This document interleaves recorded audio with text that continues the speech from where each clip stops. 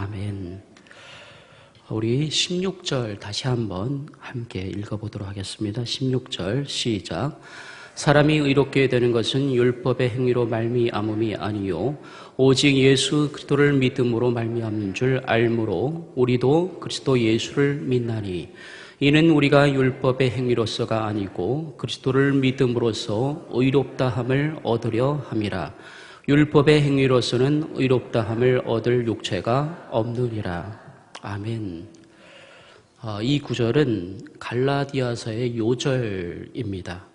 성경 전체에서도 복음을 가장 잘 담고 있는 구절이기도 합니다.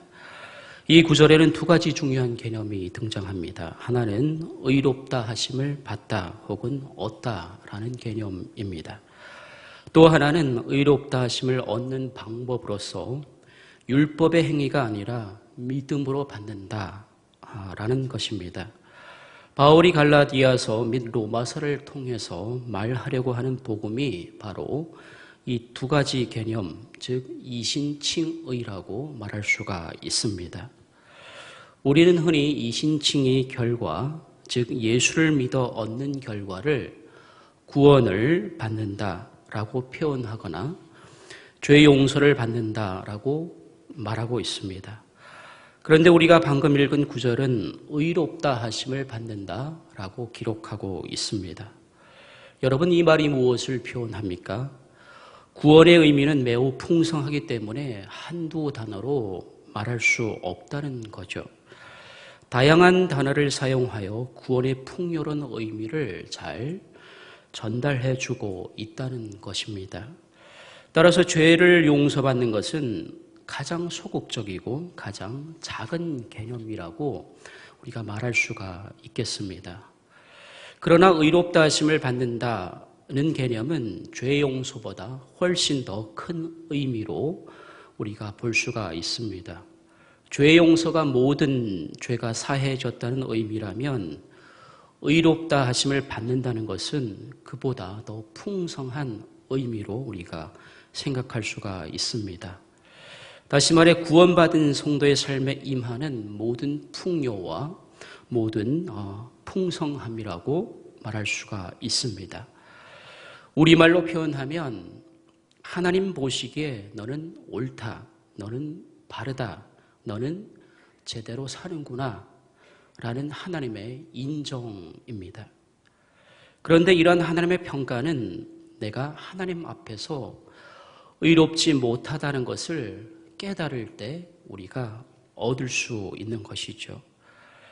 그러나 사람들의 제일 중요한 문제는 의로우신 하나님 앞에서 자신이 의롭지 못하다는 것을 깨닫지 못하는 데 있습니다. 이것은 인생의 가장 근원적인 문제인 거죠. 우리 15절 함께 읽어보겠습니다. 15절 시작.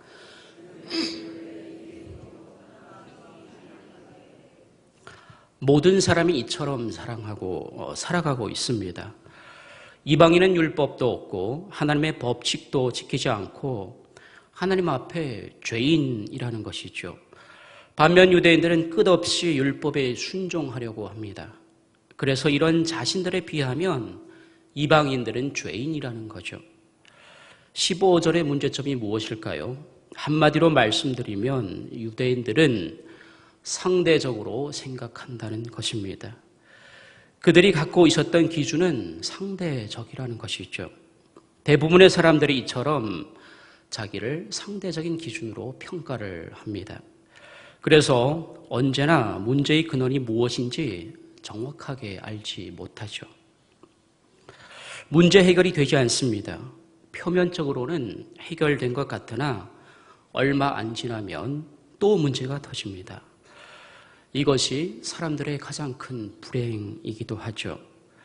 어떤 사람들은 나는 다른 사람들보다 공부는 많이 하지는 못했지만 그래도 인간성은 좋다라고 늘 자기를 상대적인 개념으로 생각을 하죠. 또 공부를 많이 하고 높은 주위에 있는 사람들은 나는 뭔가를 이루어냈다라고 다른 사람들과 비교를 통해서 상대적인 비교를 통해서 자신을 점검합니다. 이처럼 사람들은 이 땅을 살아가면서 전부 상대적인 기준을 갖고 살아갑니다. 자신을 다른 사람보다 낫다고 혹은 열등하다고 생각하며 살아가고 있죠. 많은 사람들이 그렇게 세상을 살아갑니다. 그 속에 우리 그리스도인들도 포함되는 거죠. 사람들은 상대적인 기준으로 자기를 평가하기 때문에 하나님 앞에서 자기가 어떤 존재인지를 종종 잊어버립니다. 평생을 살아가면서 자신이 하나님 앞에 불의한 존재라는 사실을 바르게 인식하지 못하는 거죠.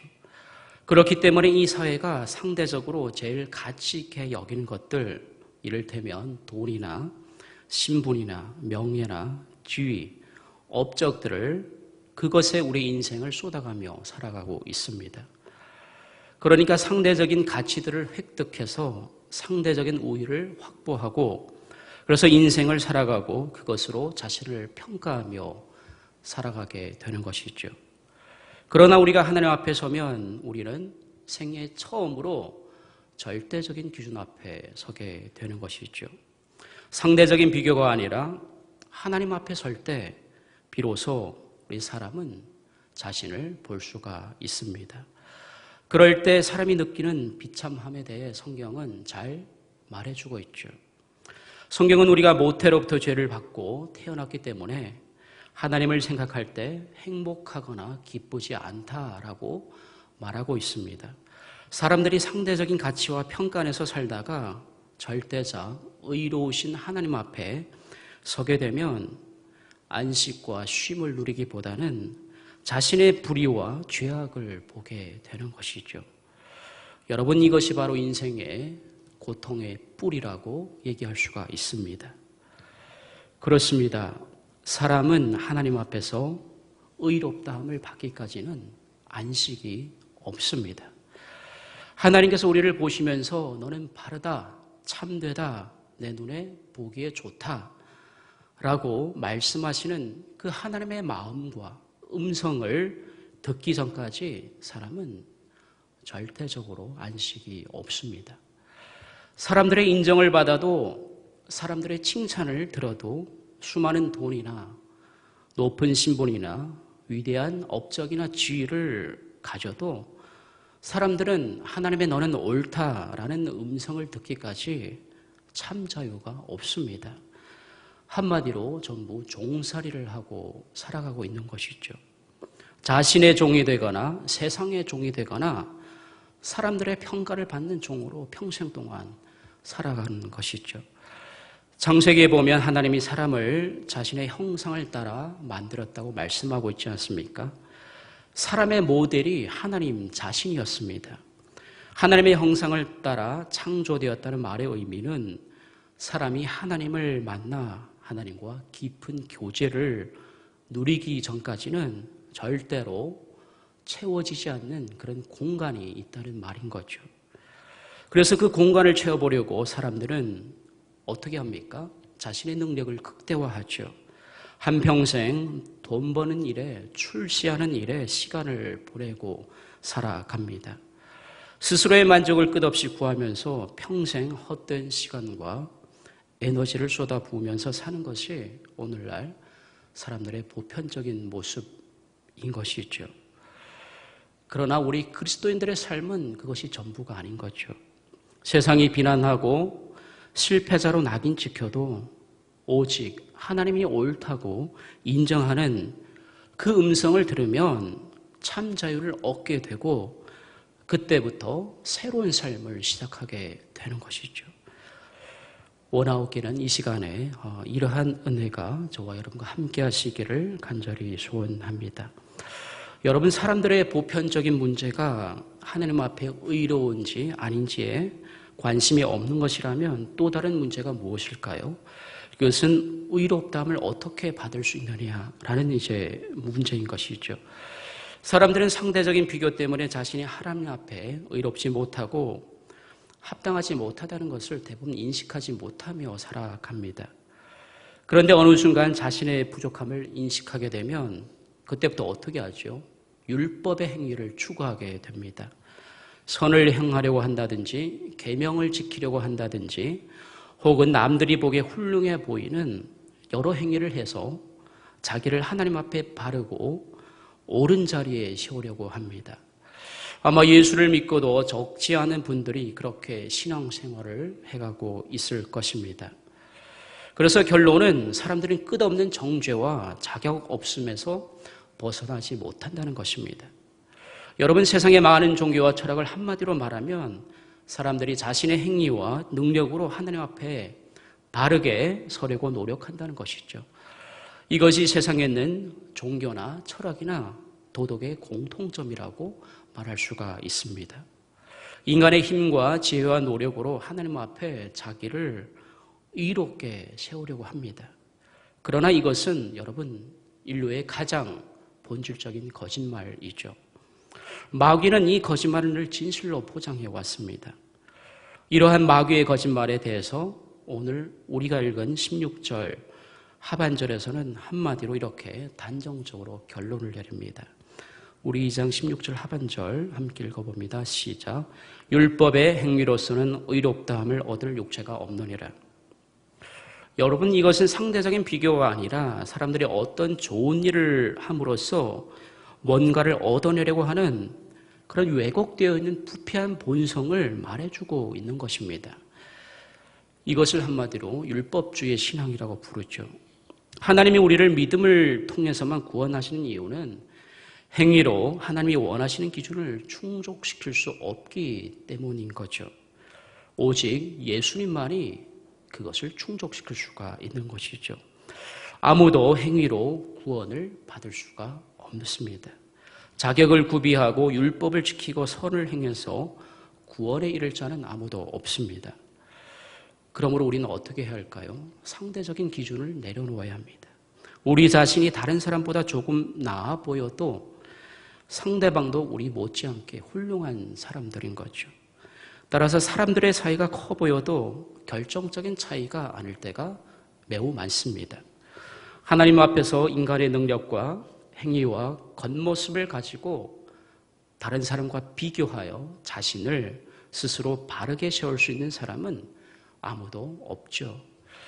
하나님이 우리에게 율법을 주신 목적은 우리가 얼마나 하나님의 기준에 못 미친지를 깨닫고 하나님이 은혜를 주실 때 그 은혜를 환영하며 받으라는 데 있죠. 바리새인들과 서기관들은 율법을 완벽하게 지켰습니다. 그러나 그들에게 부족한 것이 하나 있었죠. 그것이 무엇입니까? 그들은 하나님의 은혜를 알지 못했다는 데 있습니다. 여러분, 예수님이 제자들에게 너의 의가 서기관들과 바리새인들보다 낫지 못하면 결단코 천국에 들어가지 못하리라 라고 말씀을 하셨죠. 무슨 말씀일까요? 은혜를 알아야 된다는 것이죠. 천국은 은혜로 들어간다는 말씀인 것이죠. 하나님은 율법이 초등교사가 되어 우리를 예수님께로 데려가기 위해 우리에게 율법을 주셨습니다. 율법을 지켜 스스로 의롭다함을 얻으라고 주신 것이 아니죠. 그래서 은혜는 오직 예수님뿐인 거죠. 그래서 예수님께서 마가복음에서 이렇게 말씀하십니다. 건강한 자에게는 의사가 쓸데없고 병든 자에게라 쓸데있느니라. 너희는 가서 내가 궁휼을 원하고 제사를 원하지 아니하로란 뜻이 무엇인지 배우라. 나는 의인을 부르러 온 것이 아니요 죄인을 부르러 왔노라. 여러분, 무슨 말씀입니까? 심각한 병이 들었거나 큰 죄를 지어야 예수 그리스도가 필요하다는 말이 아니죠. 모든 사람이 하나님의 의의 기준에 이룰 수 없다는 것을 깨닫고 오직 예수님을, 하나님의 사랑을 믿음으로 수용하라는 그런 말씀인 거죠. 다시 말해서 내가 죄인임을 알고 인정하는 사람들이 주님을 환영하고 기뻐한다는 그런 말씀이 되겠습니다. 바리새인들과 사두개인들처럼 자신을 의롭게 여긴 자들은 하나님의 은혜 안으로 들어오지 못했습니다.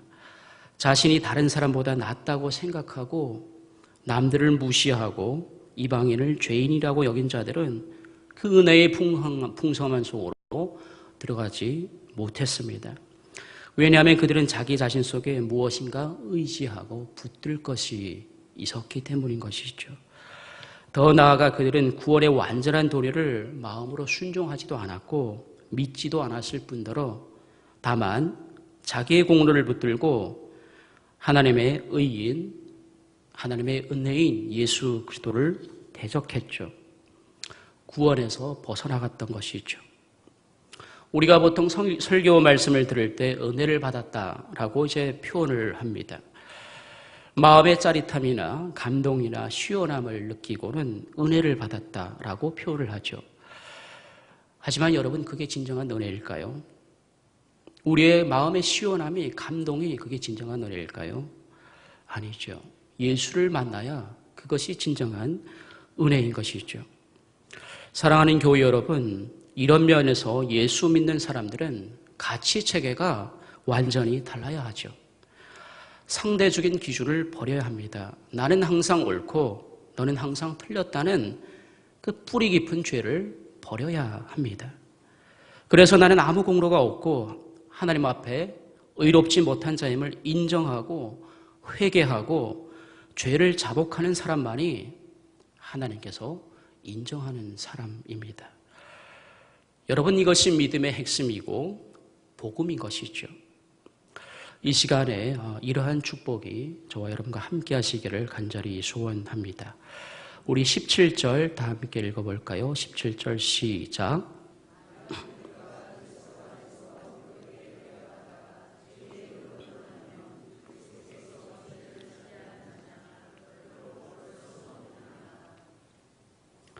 행위가 아니라 믿음으로 구원받는다고 하는 우리에게 어떤 사람들은 이런 반론을 제기하죠. 이신칭의는 결과적으로 선행이나 율법을 무시하고 방탕하고 죄악된 삶을 살도록 주장하는 것이 아닌가라는 반론이죠. 역사적으로 이런 반론들은 참으로 많아왔죠.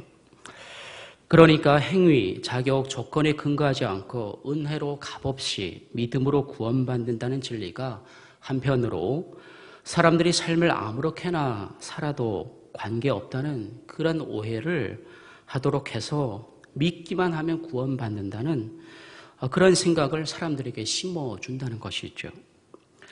특별히 대학생 선교단체에서 입으로 시인하여 구원에 이른다라는 그 로마서의 본문을 잘못 해석하면서 이런 오해가 더욱 가중되었다고 볼 수 있죠. 여러분, 내 중심이 어떻든 간에 입으로 믿는다고 말만 하면 과연 구원을 얻을 수 있을까요? 기독교는 아주 특별한 경우를 제외하고는 그런 종교가 아니죠. 그러므로 우리 속에 온전한 깨달음이 있어야 합니다.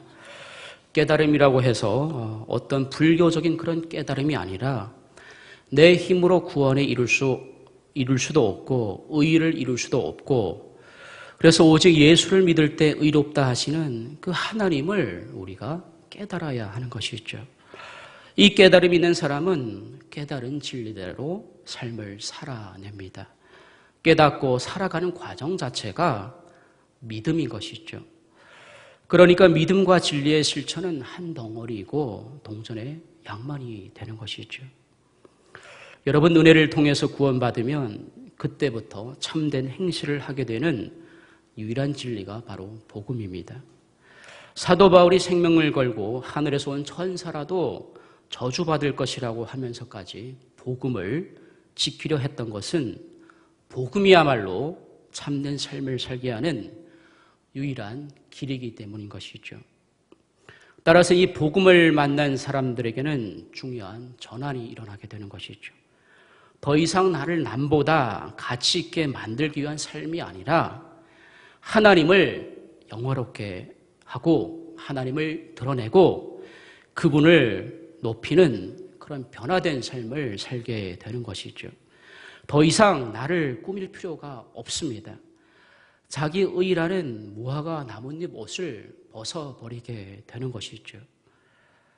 저는 지금도 많은 고민을 하고 있습니다. 왜냐하면 삶이 따라주지 않기 때문이죠. 날마다 수없이 넘어집니다. 요즘 뉴스에 그런 말들이 돌고 있죠. 대통령의 조찬 기도회 연설이 더 목사답다. 손석희의 앵커 브리핑이 더 목사답다. 사람들이 그렇게 얘기하는 이유가 무엇일까요? 목사의 말에 교회의 진정성이 느껴지지 않는다는 것이죠. 처세술에는 강하지만 진심이 보이지 않는다는 것이죠. 우리가 예수를 믿고 완전한 의의 옷을 입었음에도 불구하고 여전히 죄의 습관이 남아있고 죄를 경험하고 있지 않습니까? 육체를 입고 있는 한계가 있는 존재이기 때문인 것이죠. 사람들은 넘어지고 상처를 받고 좌절하기도 합니다. 우리가 예수를 믿는 순간 우리가 완전히 변화되는 것은 아니죠. 날마다 점진적으로 변화되는 것이죠. 날마다 우리를 의롭다 하신 하나님의 사랑의 깊이와 높이와 넓이를 알아가면서 하나님을 경험하고 누리는 것이 성도의 삶인 것이죠. 여러분, 이 자리에 계신 부모님들은 자녀들이 어릴 때 얼마나 사랑스럽고 소중합니까? 어린 자녀가 아무것도 하지 않아도 이쁘기만 합니다. 의롭다 하심을 받고 나면 우리의 존재가 그렇습니다. 우리가 많은 일을 해야 하나님이 기뻐하시는 것이 아닙니다. 존재 자체만이라도 하나님은 기뻐합니다. 그러나 중요한 것은 무엇인지 아십니까? 이웃을 섬기고 선을 행하기 시작할 때 아버지의 기쁨이 커진다는 사실입니다. 마치 부모가 어린 자녀를 보고 존재 그 자체만으로 기뻐하다가 자녀가 커가면서 부모님 마음에 드는 이쁜 행동들을 할 때 대견스러운 것처럼 하나님도 마찬가지죠. 우리가 선을 행하면 행할수록 점점 대견스러워지는 것입니다. 그렇습니다. 사랑하는 교우 여러분, 이처럼 신앙은 행위를 배제하지 않습니다.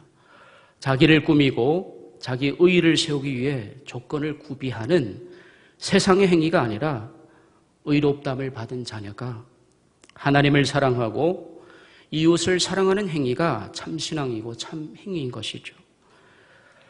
이제 마지막 날에 우리는 하나님 앞에 판단을 받게 될 것입니다.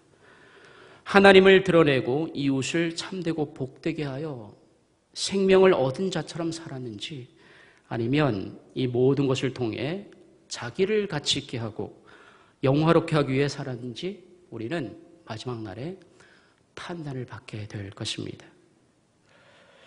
원아웃기는 이 시간에 우리 안에 살아 숨쉬는 새 생명이 만들어내는 그러한 선으로 하나님을 영화롭게 하고 이웃들을 복되게 하는 삶이 되기를 바랍니다. 그래서 오늘 말씀의 제목처럼 십자가에 못 박혔나니, 내가 그리스도와 함께 십자가에 못 박혔나니 이제 내가 사는 것은 하나님의 아들을 믿는 믿음 안에서 사는 것이라 라는 바울의 고백이 저와 여러분의 고백이 되시기를 간절히 소원하고 축원드립니다. 이 시간 우리 다 함께 기도할 텐데요.